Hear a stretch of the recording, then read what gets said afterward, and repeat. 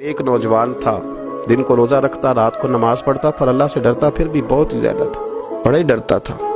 موت کا وقت آیا، ماں ہی تھی بس اس کی، تو ماں سے کہنے لگا اماں تو میری ماں ہے، میرے ساتھ 3 وعدے تو کر۔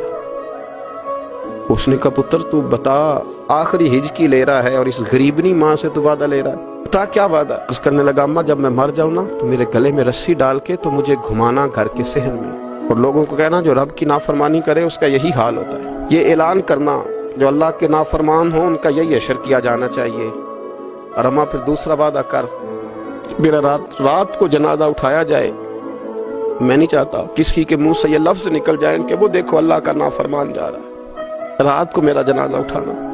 اور اماں تیسرا میرے ساتھ وعدہ کر کہ لوگ مجھے دفن کر کے آ جائیں گے تو تو میری قبر پہ چلی جائے گی۔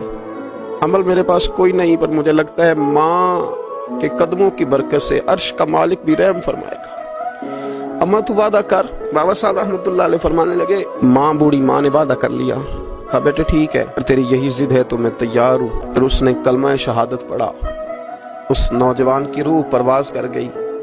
بوڑھی ماں نے رسی منگائی تو وَلِمَنْ خَافَ مَقَامَ رَبِّهِ جنتان، جو ڈر جائے، اس نے تو کہا تھا نا کہ رسی ڈال کے گھمانا اور کہنا یہ اللہ کا نافرمان ہے، اس کا یہی اشر ہونا چاہیے تھا۔ لیکن جب ماں گلے میں رسی ڈالنے لگی تو گھر کے ہر کونے سے آواز آنے لگی، خبردار یہ رب کا دوست ہے، اللہ کے دوستوں کے ساتھ اس طرح کا معاملہ نہ کیا جائے، اسے چھوڑ دیا جائے۔